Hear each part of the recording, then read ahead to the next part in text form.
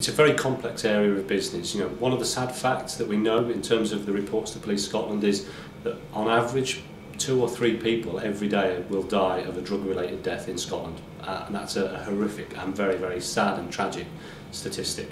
It's one that drives myself and the officers that work not only in the Specialist Crime Division but right across Police Scotland to try and keep people safe from this. So there is a multi-agency strand around keeping people safe and protecting people for harm of drugs, and that is the focus right across local policing and the whole of Police Scotland, to work with partners to try and take away this market of people buying unlawful substances out there on the streets, which is inevitably contributing to the harm that they face. My job is to lead the charge against those people who would supply the drugs, who import the drugs.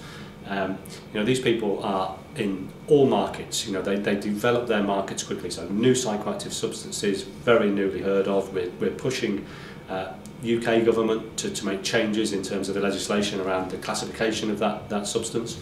We're also targeting heroin, cocaine and all the other traditional areas. And we're trying to target those people, you know, that people talk about the softer end of drugs. You know, I will say that that whole spectrum all contributes to the harm.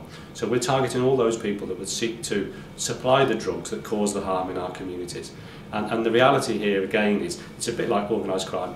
They are living lifestyles beyond their means, and they're doing that on the back of our children, our loved ones, and the whole society here in Scotland. You know, we talk about the commodity that they deal, and that can be many different names. It can be cannabis, it can be resin, it can be cocaine, it can be heroin. What they're dealing in is death. Ultimately, people who substance misuse, these vulnerable people who take drugs, are targeted because of that vulnerability, and the money that these people make means that they're elevated in terms of the lifestyle that they can live. So they're causing harm, they're causing pain, and they're causing misery in Scotland. That drives us on and motivates us to target those people. What we need from the community in Scotland is for people to call us anonymously, phone through to the police. We'll take it seriously.